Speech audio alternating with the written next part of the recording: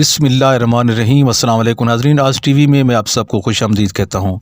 मेरे दोस्त मेरे पाकिस्तानियों, सुप्रीम कोर्ट के लिए काजी फैज़ ईसा का केस गले की हड्डी बन गया और काजी फैज़ ईसा आइन और कानून से बागी होने लगे। इस पर बात करूंगा, लेकिन इससे पहले मैं आपको एक ख़ास बात के ऊपर आपकी तवज्जो दिलाना चाहता हूं। लाहौर हाई कोर्ट के जज हैं जनाब, जिन्होंने जो स्टेटमेंट दी है, पाकिस्तान तहरीक इंसाफ की हुकूमत के ऊपर प्रेशर डाला है और हमदर्दियां आवाम की लेने के लिए उन्होंने एक बात की है, स्टेटमेंट दी है। वो ये है, उन्होंने कहा है कि आवाम को भिखारी बनाया जा रहा है और 1-2 किलो चीनी लेने के लिए आवाम को लाइनों में खड़ा किया जाता है और ये हुकूमत को नहीं करना चाहिए। इस तरह की बात जनाब लाहौर हाई कोर्ट के एक जज ने की है, जो कि एक सियासी बात है। अगर ये मैं समझता कि ये वाकई आवाम के हमदर्द हैं और इनको सब कुछ नज़र आता है, तो इनको पहले ये सोचना चाहिए कि ये जो आवाम के साथ ज़्यादती हो रही है, इस वक्त लाइनों में आवाम खड़ी है, तो ये मौजूदा हुकूमत की वजह से नहीं खड़ी।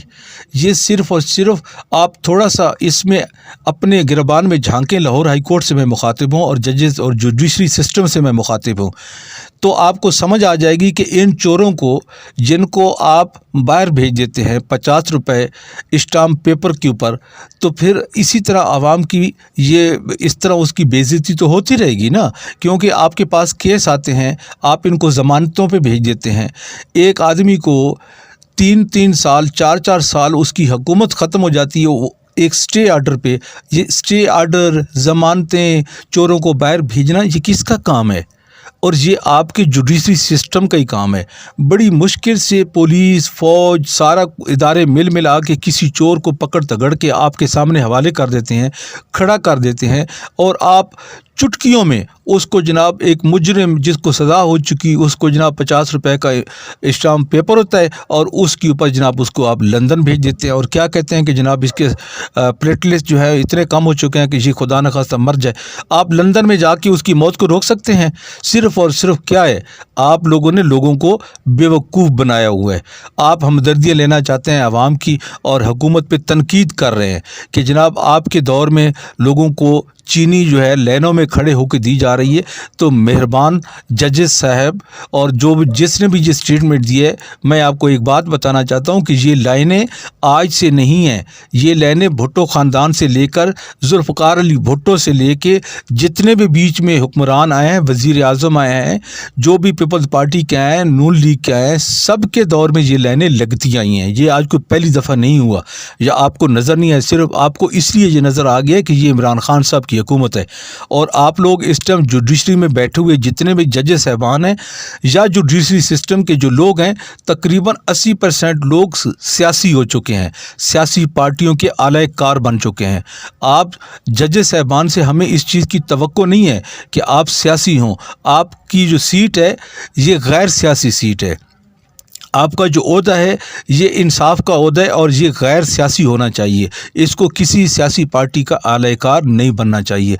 इसलिए ये लाइनें हमने भी देखी हैं, CNG के ऊपर लाइनें लगी हुई देखी हैं, पेट्रोल पंपों पे लाइनें लगी हुई देखी हैं, इसी तरह चीनी और आटे के लिए भी लाइनें लगी हुई देखी हैं।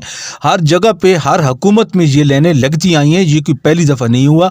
इसलिए थोड़ा सा टेम्परेचर डाउन रखें और हुकूमत को चलने दें।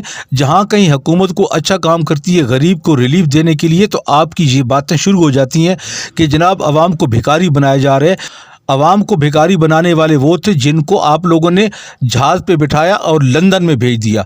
और शुगर मिलें आप देखें तो सबसे ज़्यादा उन्हीं लोगों की हैं जिनको आप अदालतों से रिलीफ दे रहे हैं, उनको ज़मानतें दे रहे हैं।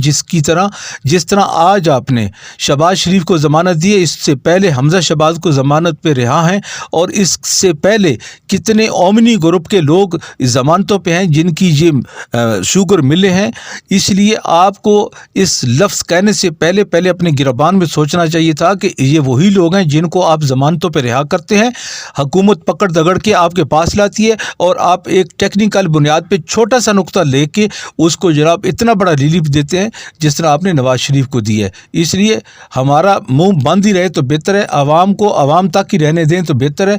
आप आवाम की भलाई के लिए ऐसी बातें करते हुए शर्म आनी चाहिए आपको, इसलिए कि आप लोगों ने इन चोरों को, डाकुओं को मुल्क से बाहर भेजा और वो भी 50 रुपए के स्टाम्प पेपर पे।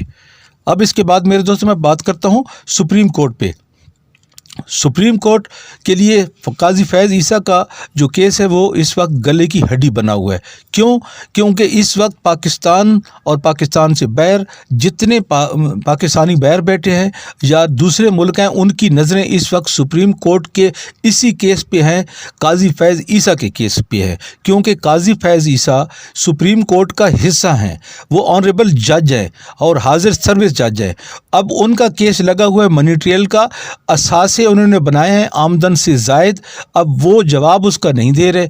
3 सवाल सुप्रीम कोर्ट के 10 रुकनी बेंच ने इनसे पूछे हैं, उन 3 सवालों का जवाब भी काजी फैज़ ईसा साहब गोल मोल कर गए। उन्होंने कहा कि मैं इन सवालों का अगर जवाब देता हूं तो सीधा सीधा जो FIR है, जो कानून है, मेरे गले में फ़िट होता है और मैं मुजरिम साबित होता हूं। ये अल्फाज थे काजी फैज़ ईसा के, और वो बाकायदा तौर पे कानून आइन से बालातर हो के वो सारी बात कर रहे हैं। सुप्रीम कोर्ट के 10 रुकनी बेंच के साथ वो बिल्कुल किसी किस्म का तावन नहीं कर रहे।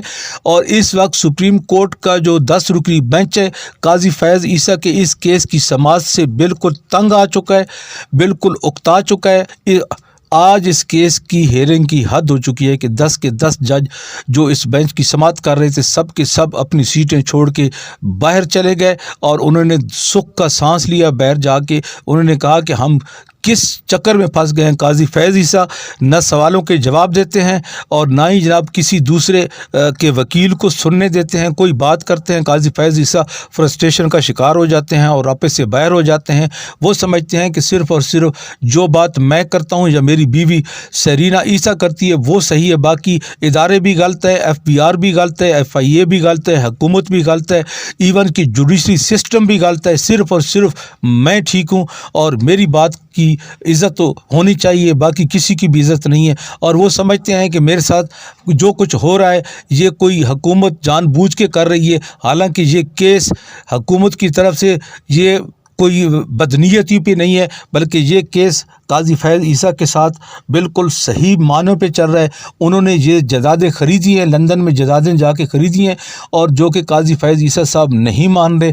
ऑनरेबल जज जो उसके बेंच के 10 जज हैं, उन्होंने सिर्फ 3 सवाल उनके ऊपर किए हैं कि जो जायदाद ख़रीदी गई है उससे भी आपका कोई तलक नहीं, आप बता दें। जो अकाउंट इस्तेमाल हुए उससे भी आपको कोई तलक नहीं है, और जो पैसे उस जायदाद पे खर्च हुए उनसे भी आपको कोई तलक नहीं है। ये 3 सवालों के जवाब दे दें। तो फिर काजी फैज़ ईसा ने कहा है कि अगर मैं इन 3 सवालों का आपको जवाब देता हूं तो ये केस मेरे गले में फ़िट होता है, लिहाजा मैं इन 3 सवालों का जवाब नहीं दे सकता। बिल्कुल बागी हो गए जनाब, उन 3 सवालों का जवाब उन्होंने नहीं दिया, और बिल आखिर वो जो जज है, 10 रुकनी बेंच है, 10 के 10 उन्होंने हाथ खड़े कर दिए हैं, और फ़िलहाल वो बिल्कुल गो मगो का शिकार हैं कि अब इसको क्या करें। ये हमारे गले की हड्डी बन गया है। वो भी जानते हैं कि इस केस को कितने लोग देख रहे हैं, पूरी नज़रें पाकिस्तान की इसी केस के ऊपर हैं। उसकी वजह सिर्फ यही है कि काजी फैज़ ईसा को क्या ये जज सिर्फ इसलिए रिलीफ देंगे कि ये इनका पेटी भाई है, या फिर कानून के तकाजे पूरे करते हुए एक अच्छा फ़ैसला देंगे जिसमें हुकूमत पाकिस्तान और काजी फैज़ ईसा और पाकिस्तान की 22 करोड़ आवाम सारे के सारे लोग मुतमईन नज़र आएंगे। लेकिन मेरे दोस्तों, मैं आपको एक बात बताता चलूँ कि कोई भी आदमी, नवाज शरीफ हो या काजी फैज़ ईसा हो, जब उसको कानून के मुताबिक सज़ा दी जाती है तो वो इस चीज़ से इनकारी हो जाता है। जैसे कि नवाज शरीफ ने ये कहा था कि मैं इस कानून को नहीं मानता, मैं इन जजों को नहीं मानता जिन्होंने मुझे निकाला, और उन्होंने एक रट दायर की थी कि मुझे क्यों निकाला। अब यही दोबारा आवाज़ उठने वाली है काजी फैज़ ईसा के मुंह से कि मुझे क्यों और किसने निकाला। और ये आवाज़ सिर्फ काजी फैज़ ईसा की नहीं होगी, बल्कि उसके साथ उसकी बीवी सरीना ईसा की भी होगी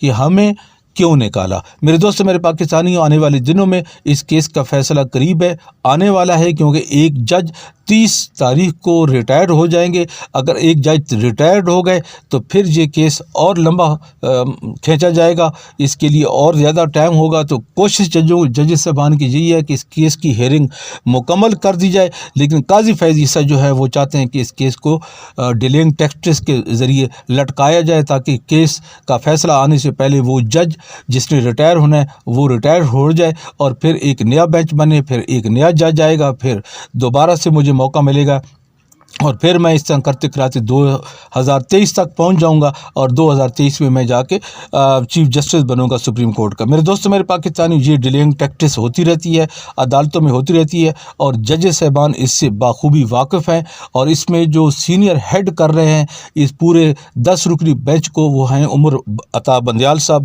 ان سے ہمیں کوئی گلہ شکوہ نہیں ہے، لوگوں کا پریشر بھی اس پہ آئے گا جب وہ فیصلہ سنائیں گے، لیکن مجھے لگتا یہ ہے کہ اس میں جان ہے اس جج میں، وہ انشاءاللہ وہی کرے گا۔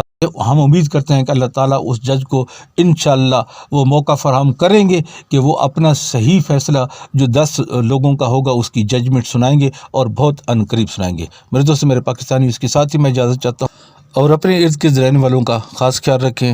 ویڈیو سننے کا بہت شکریہ۔ اللہ حافظ۔ ہائی گائز، اگر آپ کو میرے بابا کا چینل اچھا لگا ہے تو پلیز اس ویڈیو کو لائک کیجیے، زیادہ سے زیادہ شیئر کیجیے، اور چینل میں نئے ہو تو سبسکرائب کیجیے۔ تھینک